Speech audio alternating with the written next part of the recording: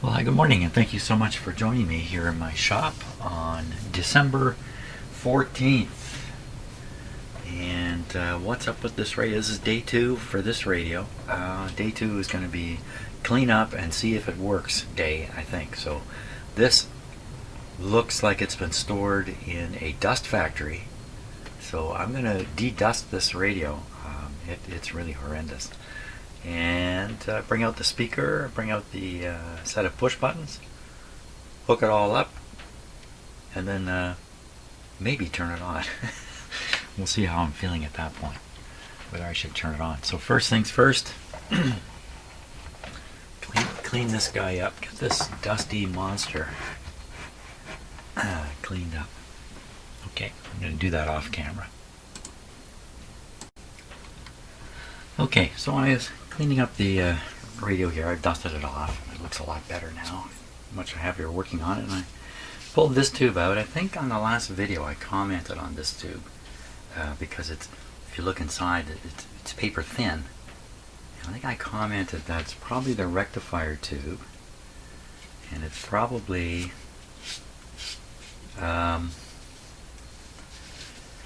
size, like the dimensions in here. The plate is so close to the cathode to try to enable a very heavy flow of current through this tube, because it's a rectifier tube.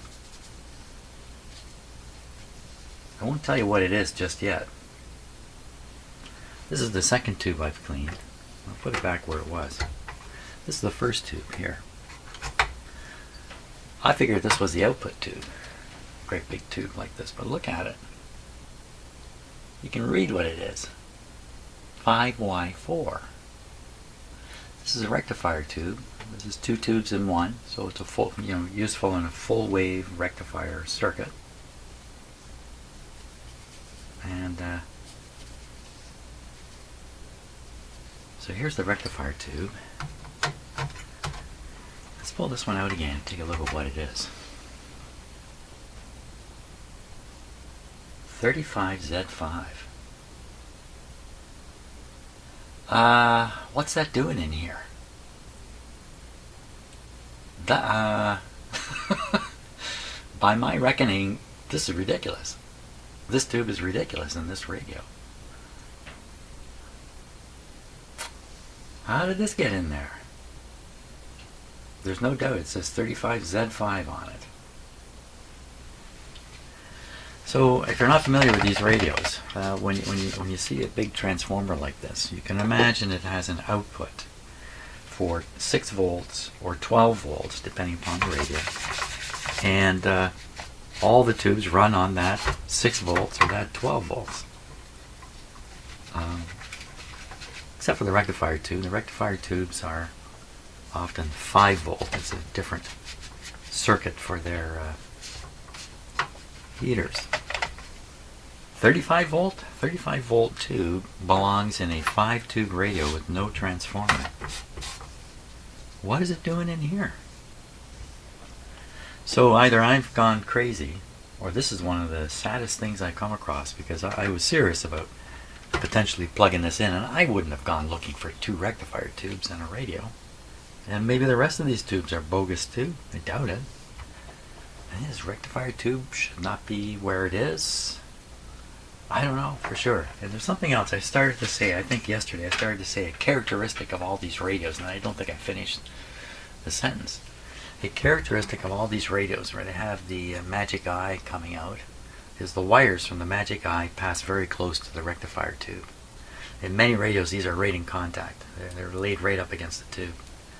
What this does, this tube heats these wires up and destroys the insulation. Often these wires are shot in these radios. So if you go to change the tube here, you have to disturb these wires, and chances are the insulation will crack off. Now, these ones not so bad. They're stiff, but the insulation is not going to crack off. I'll get a little bit of movement out of this. There's a good chance there's a defective component right inside the socket of this tube too, which also will require a lot of manipulation of these wires. So this is a problem spot in all these radios. Just put this tube too close to these wires. Maybe it was a bit of an afterthought, I don't know. in a lot of radios, the magic eye is kind of a option. And when I look at this bracket, it looks pretty rough. It doesn't look, well, I guess not, maybe not rough. It's welded on here, and I don't know, it looked to me like at first it was kind of bent funny, but maybe not. Maybe not. Invalid observation. Just put that out of the way. So I think we're going to have to get the schematic and take a look at it, just basically for the tubes. Or was there a tube guide in this radio? I don't think so. So I'm going to get the schematic, and we will see what tube is what. Maybe I'll proceed with tube testing now. That might kind of make sense at this point.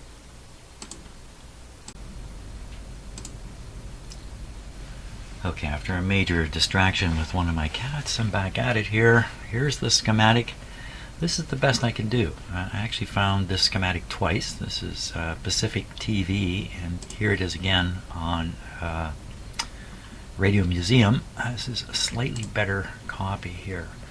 No alignment data. Alignment data not available. Oh, that's a problem.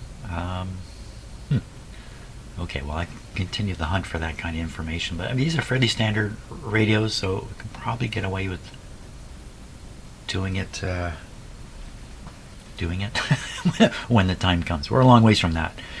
14A and 14B. I have the 14B version of this radio. So first of all, where's the 35W4? Well, of course there isn't a 35W4 in here. They're all 6-volt tubes, except for the rectifier tube, which is a 5-volt. Tube has its own winding. Probably a historical reason for why this happened, why these rectifier tubes aren't also 6-volt tubes, but they do have to have their own winding because of the way the radio operates. So one of these tubes is missing, and could be that these tubes are swapped around, they're in the wrong place, and maybe there's more wrong tubes in here. I don't have a tube layout diagram, so when it comes down to it, it's going to become quite fiddly making sure each tube is in the right place. That's what I expect anyway. So two 6 SK7s. This SK7 is an RF amplifier at the very front of the radio. It's ahead of the mixer. Here's the mixer tube, or frequency changer tube, which is actually a much better name for it. If you're in England, that's what you would like to call this. And then a 6SQ7 detector tube, just a audio amplifier with a couple of diodes thrown in. Diodes being used for the detection. And then the output tube is a 6F6, quite common tube. I can see, just happened to spot right there is the cathode bias resistor and its bypass capacitor sitting there.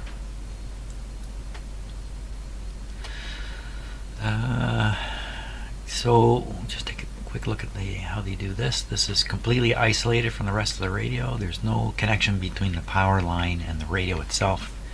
It just fires up the primary on the transformer.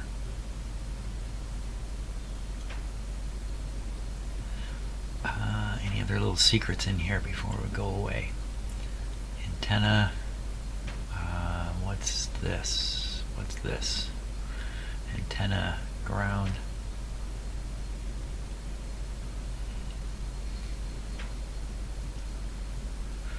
Okay, lots of what's this, what's this. How many bands? 1, 2, 3, 4, 5, 6 bander. 6 bands, that's a lot in a radio. And the IF frequency is 456, not 455. You gotta wonder about that. Here we are. These are terminals on the back of the radio. I wondered what they were. Turns out, look, they are phone terminals. And are they showing a short circuit in there? What are they showing in there? Well, they're showing a short circuit. Let's look at that for a second. Here's the volume control. The input side of the volume control is here. Sure enough, if you don't short this, then, so I think what you do is you remove the short, and then you put your phono signal here, and this becomes an open circuit. This is basically dead end of the radio signals, and you're just ahead of your input to the volume control. So that's what's going on there. So we should find a short here, installed back here on the radio. Okay, let's do the tube thing. I'm pretty sure that the rectifier tube was in the right place. Where'd it go? Here it is. Pretty sure this tube was in the right place. We can take a peek under the radio though and take a look just to be sure. Excuse me. Giveaway is all the wires coming from the transformer kind of head to this tube, and there's lots of unconnected terminals, but it's just possible the radio designers use these spare terminals to make connections like their terminal strips, so looking in here could be confusing. But let's verify, and we'll pull this out and test it and verify it's the correct tube. You know what, that's the way we'll have to do this, one tube at a time. Verify it's the correct tube in the correct location, test it, and then move on from there. Okay, 5Y4, here we go. Okay, Mr. 5Y4, let's pull it out. We'll look underneath, right in the center.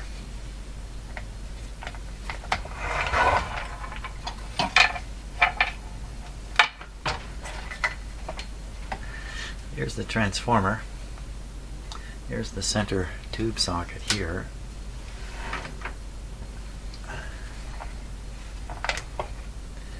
And I see an open, all kinds of unconnected terminal spots. Wires going straight, well, they don't go straight, but they go into the transformer. Wires coming right out of the transformer. Look at these two red ones. These are almost certainly the high voltage wires here. Okay, no doubt about it. That's the right spot. That tube's not going to be a problem unless it doesn't work. So now we're going to go and test this guy. The Rogers Majestic. Made in Canada, 5Y4. Okay. We're going to give that guy a test here. Okay, here we go on tube number 1. 5Y4. 5Y4. 5Y4. 5 volts on the filament. Next setting is 0030P. 0030P. I've already set these. That's 0760 0760 25 and E. As a note F.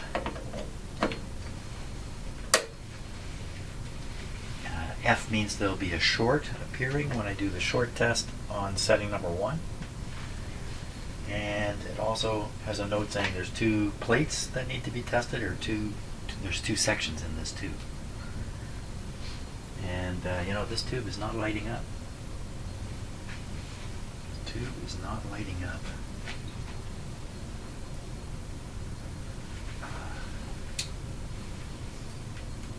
Yeah, I don't see that it's lighting up.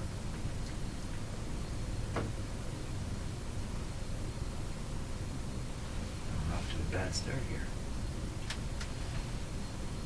Okay, what I need to do is double check. 5Y4 0030P. 0030P. Okay. And the ones below. 0760. 0760. Well, they're correct. I didn't do the short test. And somehow I skipped that. How did I do that? E, that's the plate connection. Okay. This tube is completely dead. She's dead. We'll run the test anyway, just in case I'm crazy. You know, so we didn't see the short come up. It be a short appearing here. What's happening? Something is out of sorts. Something's definitely out of sorts here.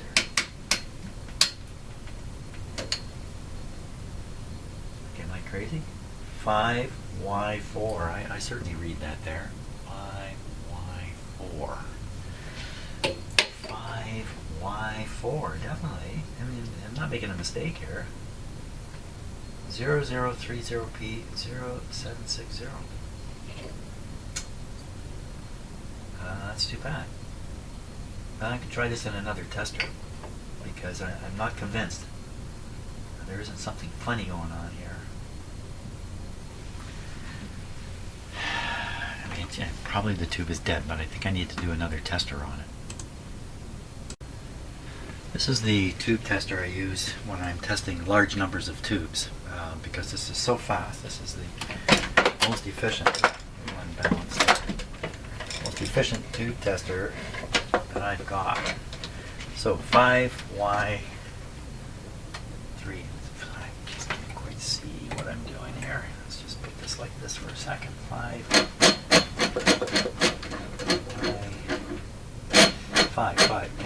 5Y4.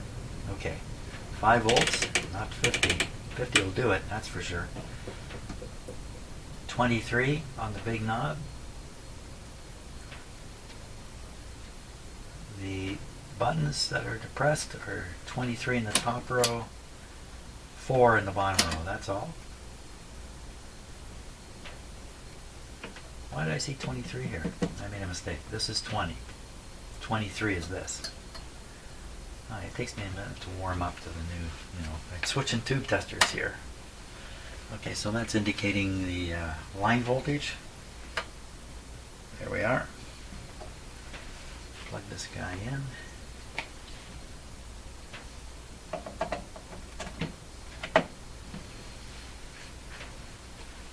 Now, if it works in this tester, but didn't work in the other one, then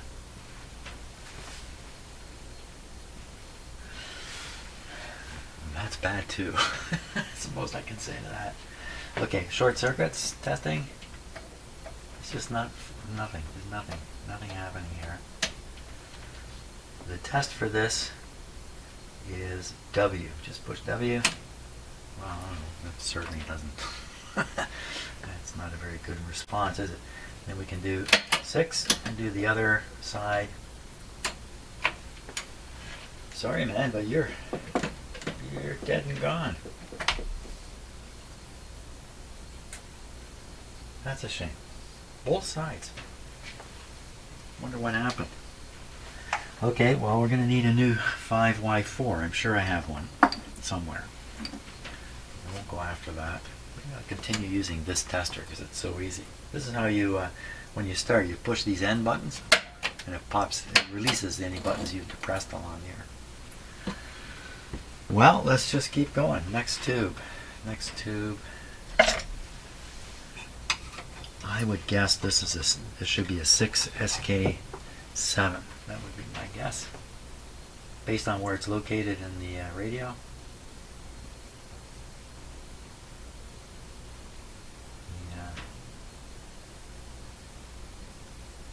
The name is missing. Sometimes it's stamped right into the metal base here. Oh, son of a gun. This is not good. This is not good at all. You can see it says, looks like RCA in here. No, it says Marconi here. Marconi. I'm looking for any hint of the circle where they would have written it. You know, it's stamped right here. 6SK7. I can read it. I've never seen it stamped right on the side like that, but it is. Okay, 6SK7. And that's what I guessed it should be. And that's probably a correct guess. We'll just keep using this tester here. 6SK7.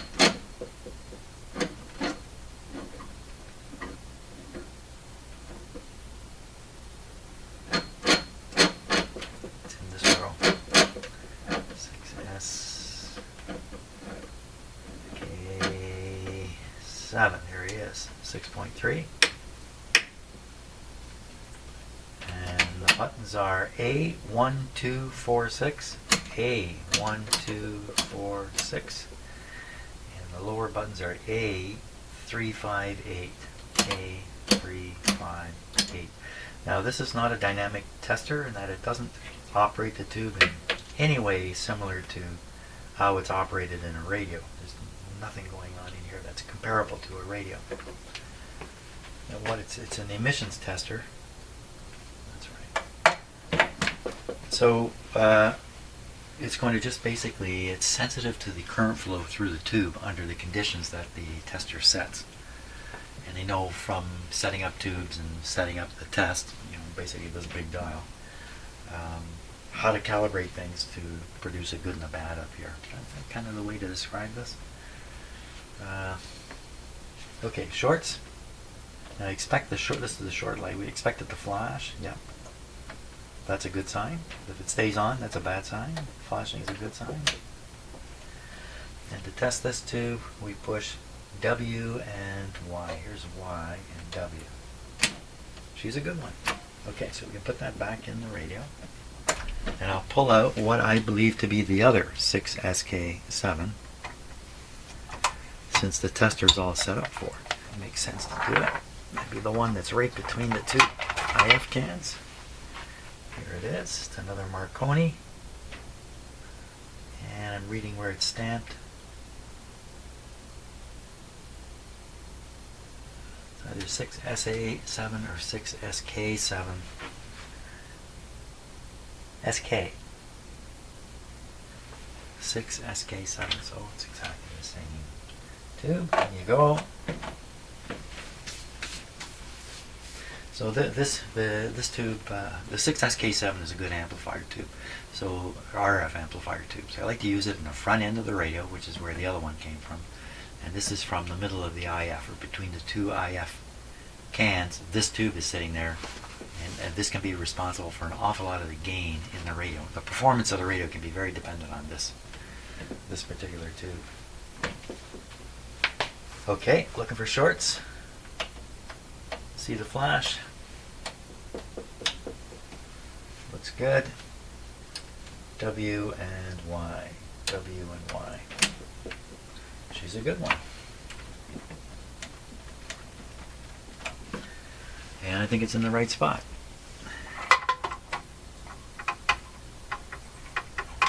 So this next one would be the mixer tube. And electrically, let me just switch cameras briefly.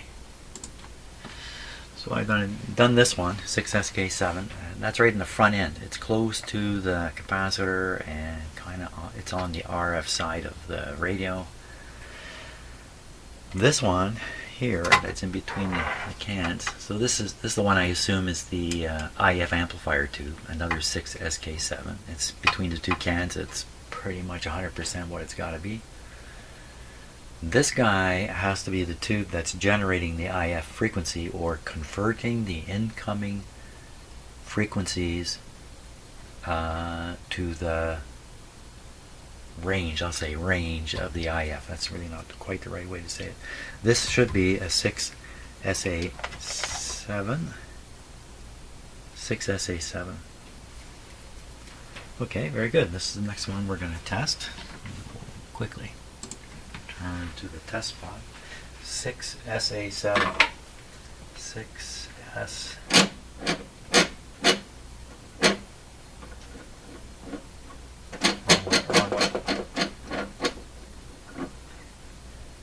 6SA7. 6.3. A12678. A12678. AC345. AC345. That's a lot of buttons. 35 on the big wheel. Oh, did I just hear something? I think I've heard a cat. Oh, there's a cat at my door. What do you think he wants? What do you think he wants?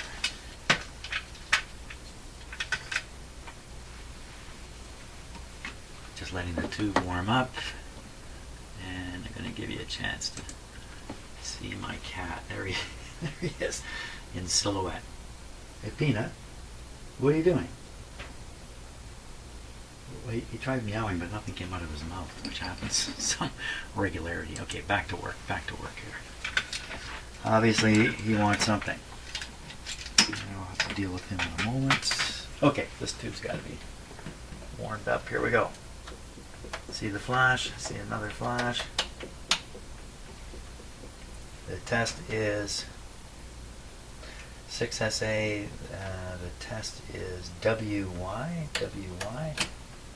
She wins. Now, there's some more tests on this tube. Another set of tests. Pop these off. 128, 128, and A56, A56, 30. V, so this is probably testing the, I don't know what they're doing in this. What are they doing? I don't know what they're doing. They're doing something. We'll check for shorts again. Uh-oh. We're getting a short indication here. We are getting a short indication. Can you see it flashing there? There we are. She's flashing. Oh, look at that. It got, yeah, this tube's got a short in it. Showing up here too. She's a dud. You don't dare push the test button on this. It seems the short has cleared itself just now. But that flash is pretty bright. Yeah, she's a dud. Okay, this guy's out. He's a danger tube. That's two. That's two. Two tubes down. Oh, you're still waiting for me, Peanut. So cats are actually quite polite animals. And he's patiently waiting by the door for me to finish whatever I'm doing. I think what I'm going to have to do is stop and go and mess around with my cat a little bit. And we'll carry on with these. This situation. Kind of bleak. Bleak situation. No, it's not bleak. Hey, Peanut. Can you say something? He's just sitting there staring at me. Okay, next tube. Kind of hidden around here. We know this is the wrong tube, so it's out. I know what should be in there. The output tube. I think we're missing the output tube. That's not too surprising. Oh, whoops. Sorry about that. This is what I want you to be looking at. Taking this tube next. So, and in here, I pulled out the false rectifier tube, which had never been in there. If this set was operated with this tube in place, well, who knows what might have happened, but it wouldn't be anything good happening, I don't think. Certainly wouldn't work. Certainly. 6SQ7, that's the correct tube. This is the detector tube, and it's in the right location. And the output from the detector tube, because there's a triode amplifier in here, is fed right into this tube, so it makes sense. The whole thing's flowing along. First, it's just flowing right along. Not all radios do that, but this one does. So, okay, 6SQ7,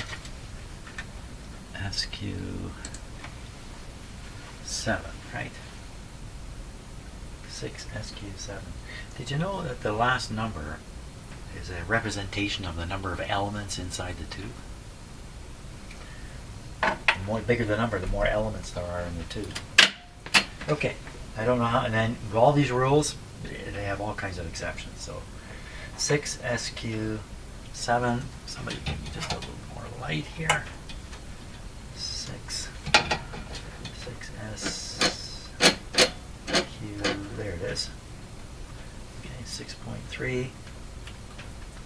A234, A234, AC18, AC18,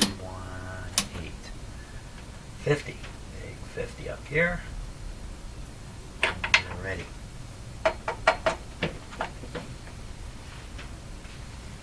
So a lot of radios I bring in my shop. I don't jump to tube testing right away. I try to make the radio operate quite often before doing almost anything to it. sometimes I do virtually nothing to it, just plug it in and see what happens. In this case, I'm lucky I didn't do that, because I've done it in the past without double checking to make sure the correct tubes are in there. I was suspicious when I saw that rectifier tube, I have to admit. This wasn't on test.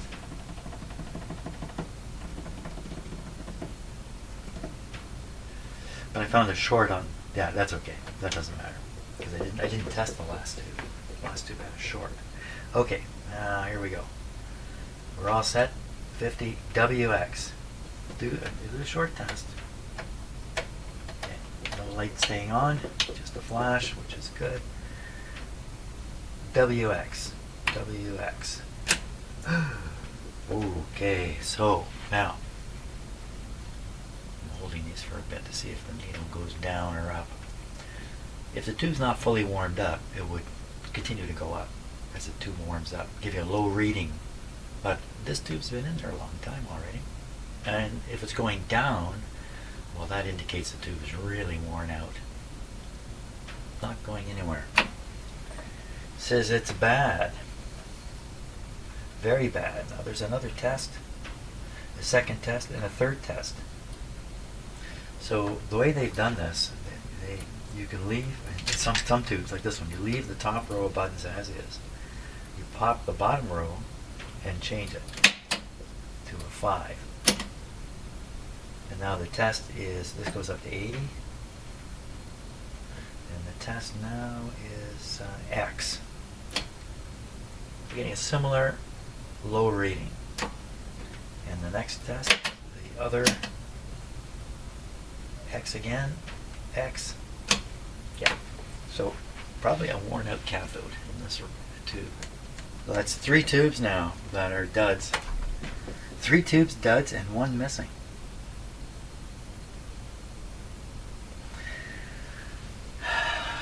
Wow. Okay. Really wasn't expecting that. That's extreme. That's unusual. That many dead tubes. Okay, what's next here? What are we gonna do next with this guy if a radio with no tubes? I can fish out replacement tubes for all these. 1, 2, 3, 4. I gotta get 4 replacement tubes out. And of course, we don't know about the magic eye, but we're not going to worry about it because it's not important in the operation of the radio. We'll worry about that way down the road. Is that short circuit in here? There it is there. Did they show it this way, or did they show it? Well, it's probably in the right spot. Yeah, it's probably in the right spot. But there's a short there anyway. Oh boy, okay. I have to go hunting through my tubes, get these replacements. Okay, it took a fair bit of time, but I managed to find 4 good replacement tubes. So I got a replacement here, here, here, and the rectifier tube. So we're ready to go, I think. Go where? We're ready to test this radio and see if it works at all in its current state. But I'm going to have to get the push buttons and the speaker out of the cabinet yet. Well, we'll do that. So I'm curious. I got the speaker out over here. I'm curious now about the push buttons. Do I need them to operate this radio? Some of these radios have a set of push buttons, and they have the 3 RF wires coming up on one side, but on the other side is an audio cable coming up. And then often there's a phono plug located right up in a most awkward place, right up here. You have to reach way in from the back to get to it. It's kind of crazy. Those push button sets with the audio plug here and the cable coming up, the push buttons must be connected to the radio or no audio will reach the speaker. This one's not like that. The push buttons. So I wanted to find out, how do you turn on the push buttons? So as a 6-band radio, there should be 6 band selection spots. If there's 7, the 7th is to turn on the push buttons. Okay, here we go. Okay, we're at the start. So that's 1, 2, 3, 4, 5, 6. Okay, now that's all the bands. 7. So there's one more position. So it's a 7-position switch. So when the switch is switched either all the way here, but almost certainly probably this way, you've turned on the push buttons. You turn on the broadcast band, and the push buttons go with the broadcast band. That'd be my guess. So with that being the case, you don't need to hook these up until they're called for. That's my guess. So the push buttons is a big problem with these radios when you're working with them on your bench, because you have to support the push buttons roughly in the location where they normally are, because these wires are only so long, and it all becomes a big hassle. So if I can get away without the push buttons, that's great. If I operate this without the push buttons and it needs them, I think the worst that'll happen is the radio just won't work. It's not going to catch fire or do anything like that.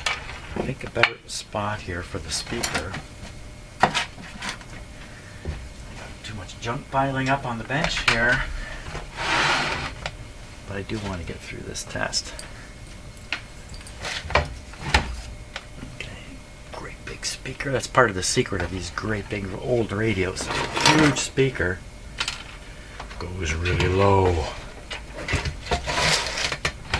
Gives you that big booming sound.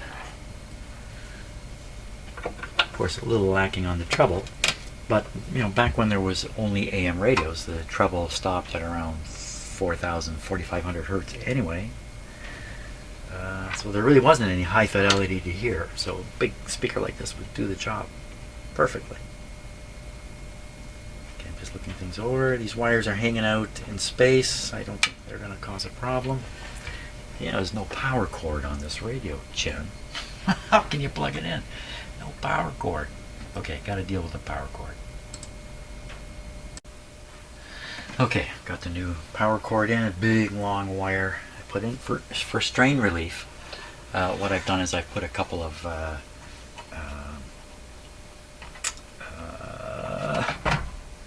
wow, didn't I drink enough coffee this morning?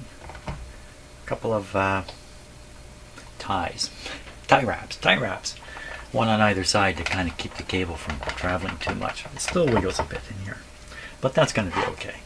They can wiggle away for years. Now we're going to set this down.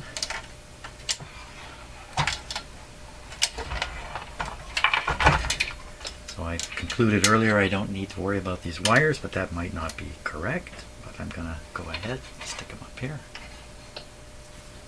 I don't want them shorting out. Now one of them is actually a ground. This one here doesn't really matter. It's a ground anyway. It's these two. I don't really want them shorting out. Maybe if I bag them. Let's bag them. Just to be sure. While I'm operating this radio for the first time. Okay, lights are fine. I'm going to stick them on anyway, just find out if they're any good. And come around this light. Where's it supposed to go?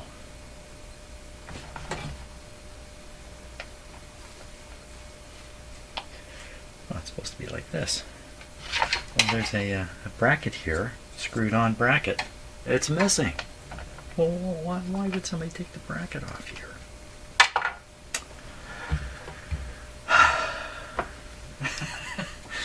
You just never know what you're getting into with these old radios.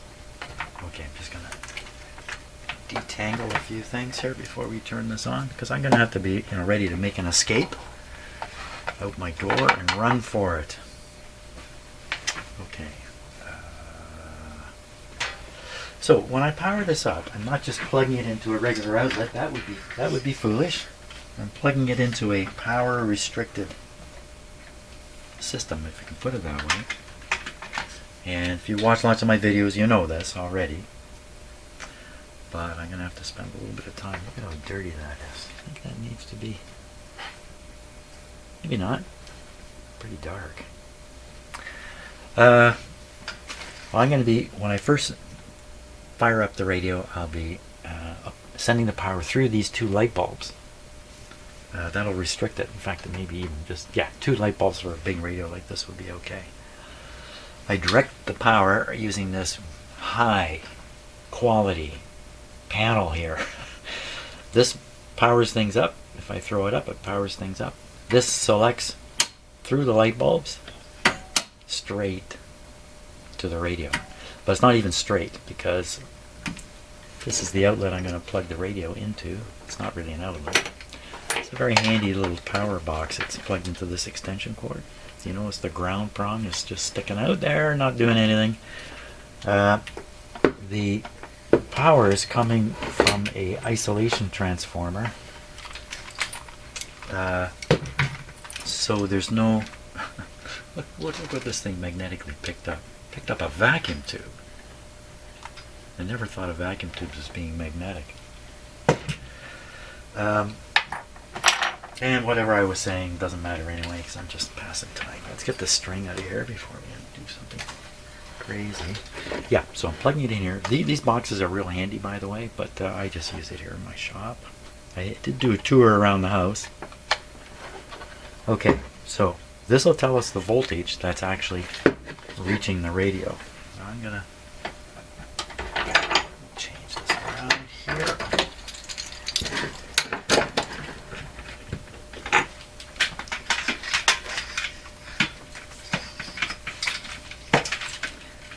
Let's get everything right here. Okay, we're plugged in. Speakers hooked up. Volume control down, tone control. This is probably the tone here. You know what? It's written on the front of this radio. Still a reader, so I'm going to read it. Okay, it's volume, tone, band, and tuning. Of course, we can't to tune this. We have got to work the wheel here. You have to work the wheel. Okay, volume down, tone not mattering. But first we're going to turn the radio off, and the band switch should be set to, I think, one step to the right. So I believe what I've done is I've deselected the buttons and I've selected band A. Band A is of course the broadcast band. There's no antenna connected, which is fine for now. I'm a little nervous with this one, frankly. Now I can restrict the power even more with this guy here, this device here, which I don't make the best use of, but we're going to turn this down. So the amount of voltage reaching the radio initially is going to be very low because most of it's going to drop on those lights, and there's not a lot coming over anyway. What's coming over? Well, according to that, it's 110, so it is still a fair bit, but the lights will drop much of the voltage. If there's a short in the radio or something disastrous happening, the current restriction will be very welcome, and whatever's happening I can interrupt quickly, hitting the power switch or whatever it is.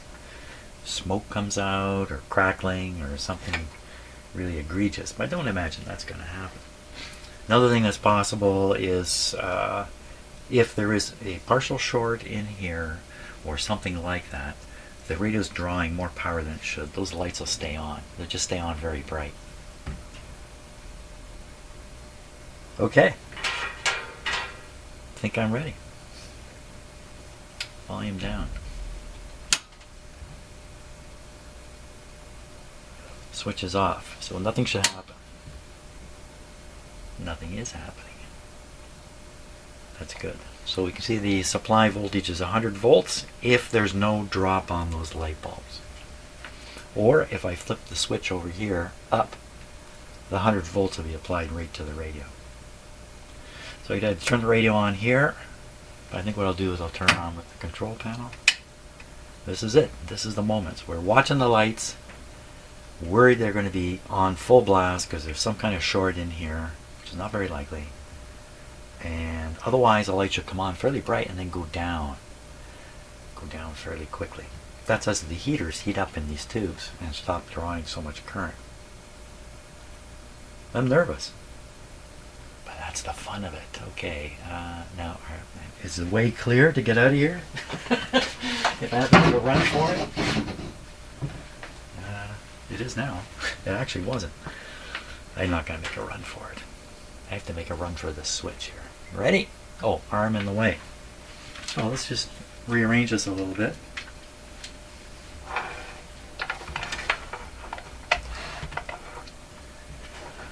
Okay, so we're watching for smoke, we're listening for sounds, we're doing everything all at once. Here we go. This is it.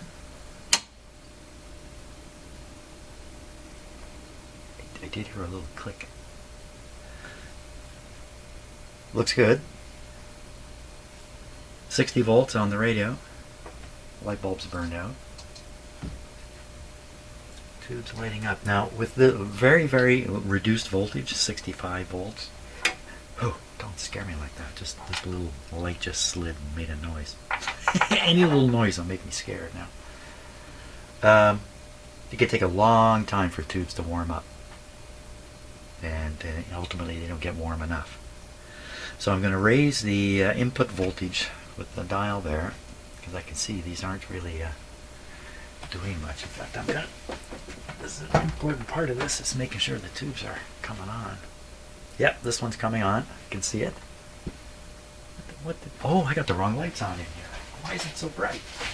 That's why. Okay. So I have these LED lights I got initially in my shop, and they make noise. They hum. Terrible. So I have other lights now that I use. So okay, so this is warmed up. This is steady. Voltage at 66. Nothing weird happening. So I think I will flip this switch, cut the lights out. Oh, let's turn this up a little bit. Well, it's not going to work yet. There's just not enough voltage in here. So I want to crank the voltage up to that 100 volts that was here. I just flip the switch here. Stand back, everybody. Okay, now we're at 95 volts.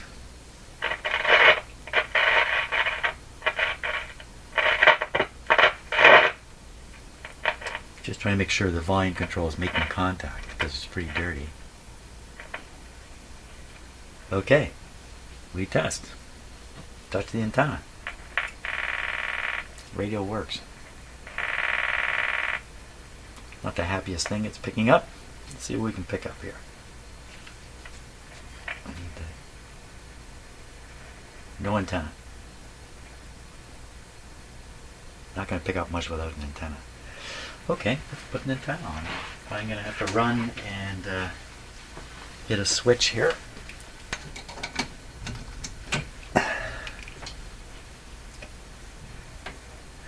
So again, there's no, or you can't, this has no reference to earth ground because it's in an isolation transformer. The moment I hook this up, this ground wire, it will then have a reference. I don't want to do that just yet. So I'm just going to hook up the live side, which isn't live because the antenna is not turned on, switched on down here. But what happens? And get some noise. I'm going to clip it back here. Okay. Now I'm going to have to run. And why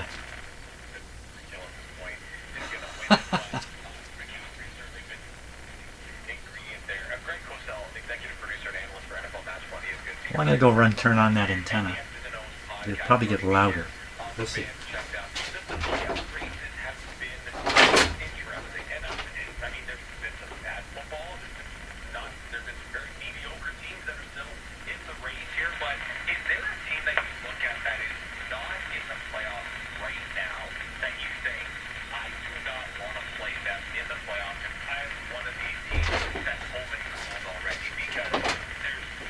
Of course, I wasn't here to hear the change, but perhaps it got a little bit louder. The static discharge when I touched it. So that's 590. I'm talking about sports.